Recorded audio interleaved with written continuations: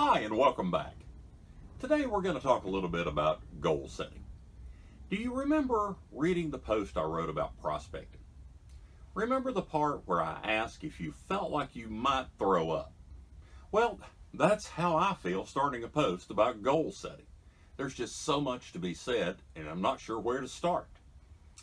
There's so much to be said on goal setting that it's difficult to know where to start. For example, I just did a Google search on the term goal setting, and over 1 billion results were returned. Yes, that is 1 billion. Goal setting is as old as time, and yet so few have mastered this annual task. Being the high achievers you are, I'm sure you set goals. But at the end of the year, how many can you honestly mark off the list? Let me walk you through a real goal setting challenge that will have you thrilled at the end of 2019. But first, let me talk about my previous plan, the way I used to do it. For many years, I went with the typical model of goal setting, or really it was more like making a New Year's resolution. I picked out a few items in my life where I felt improvements would be beneficial, and I felt that writing these down and posting them on my mirror or computer screen or on the windshield of my car was really just childish. I knew what I wanted to improve, so why would writing these down make any difference? The results I had, well, there wasn't much to talk about. Sure, I made a little progress in my area of focus, but I honestly couldn't say that I had met my goals. Surprise! This was primarily due to not having real goals. So I needed a change of course.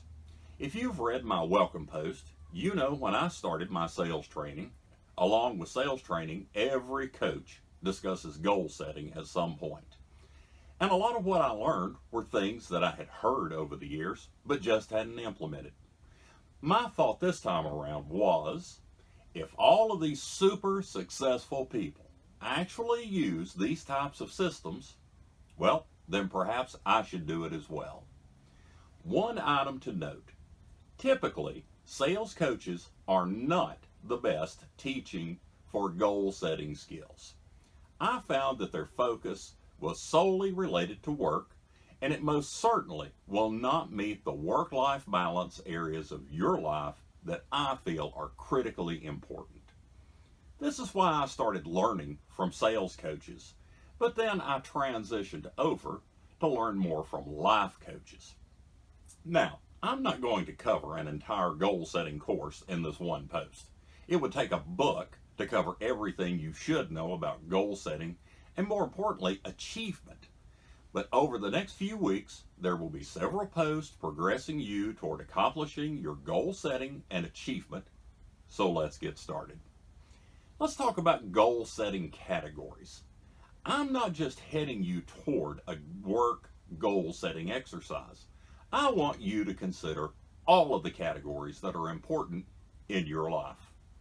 Think about your health and fitness, your intellectual growth, emotional, your character, spirituality, relationships, parenting, social, financial, career, quality of life, maybe a life vision.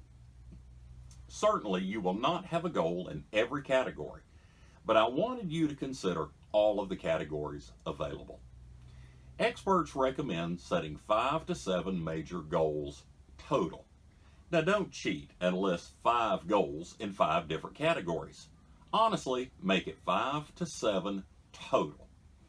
Now, of the goals you ultimately choose, some may take an entire year to accomplish, while others may only take a quarter.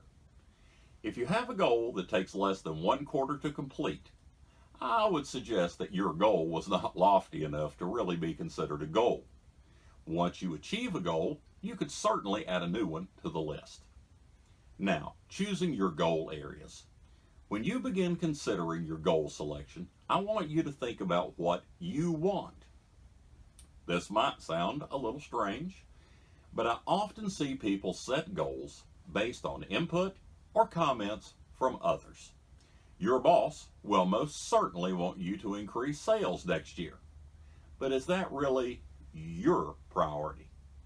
Your friends may have jokingly mentioned that you seem to have added a few pounds over the past year, but this is not a reason to select weight loss as a goal. Your significant other may have noted many times that you haven't really been present mentally or physically for a lot of family events. See where I'm going with this? Do not select goals based on outside input, as this will certainly result in failure. You must choose goals that are important to you. And further, you will later be assigning reasons the selections are important to you and also grade them as to where each falls in your list of priorities. So I have an assignment for you this week.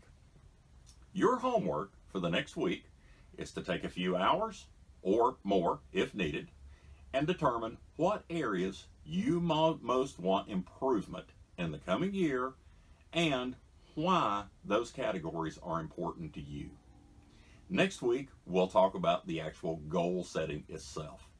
Leave me a comment on the area that you feel needs the most improvement in your life, or jump over to the Facebook group and join in the conversation at facebook.com/salesexpedition. And please take a moment to write a review for the blog. It means so much to me, and it also helps me to reach other people who really need the help. And also, don't miss out on any content.